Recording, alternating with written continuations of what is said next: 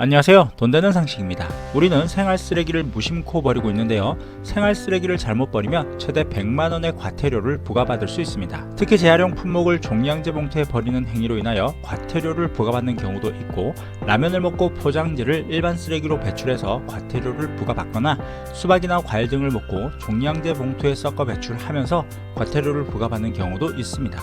더욱 당황스러운 경우도 있는데요. 실제 사례로 치킨을 시켜 먹고 치킨뼈를 쓰레기 종량 봉투에 버렸는데 치킨뼈에 살점이 많이 붙어 있다는 이유 등으로 적발이 되어 쓰레기 배출 규정 위반으로 과태료를 부과받은 사례도 있는 만큼 쓰레기 배출에 주의가 필요합니다. 많은 분들이 지금도 음식물 쓰레기와 일반 쓰레기를 잘 구분하지 못해 음식물 쓰레기를 일반 쓰레기로, 일반 쓰레기를 음식물 쓰레기로 버리는 경우가 가끔 있는데요. 종량제 봉투에 재활용품이나 음식물 등을 혼합하여 버리게 되면 10만원의 과태료가 부과되고, 종량제 봉투가 아닌 일반 봉투 사용 시 20만원의 과태료가 부과될 수 있습니다. 특히 쓰레기 배출 방법을 위반할 경우 폐기물 관리법 제68조 제3항에 의거 100만원 이하의 과태료가 부과될 수 있으니까 주의가 필요합니다. 시청하시면서 좋아요 한 번씩 꾹 눌러주세요. 음식물 쓰레기를 구분하는 방법은 동물이나 사람이 먹지 못하는 건 일반 쓰레기로 버리면 된다고 생각을 하시면 되는데요. 하지만 생각보다 헷갈리는 경우도 있습니다.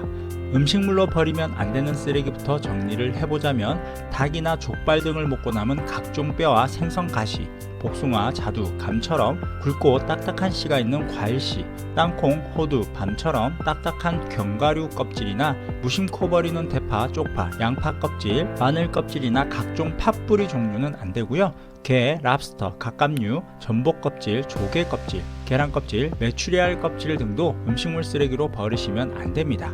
그럼 여기서 한 가지, 고춧가루나 고추장, 된장 등은 일반 쓰레기일까요? 음식물 쓰레기일까요? 일반 쓰레기로 버리셔야 합니다. 이건 왜 일반 쓰레기냐고 하실 수도 있는데요. 고춧가루나 고추장, 된장처럼 염도가 높거나 매운 음식물은 사료로 사용하기 어렵기 때문에 일반 쓰레기로 버려야 한다고 합니다. 그런데 정말 중요한 한 가지 내용이 있습니다. 먹다 남은 치킨 뼈의 경우에는 대부분 음식물이 아니란 걸 알고 계실 거예요. 그런데 뼈에 달라붙어 있는 살점은 음식물 쓰레기입니다. 모두 일반 쓰레기로 배출을 하다 자칫 적발되면 과태료를 부과받을 수 있습니다.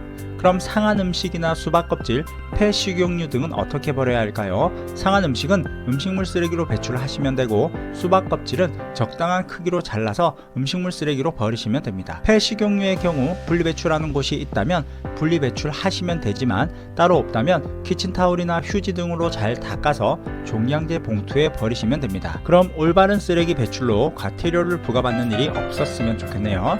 오늘 영상은 여기까지 할게요.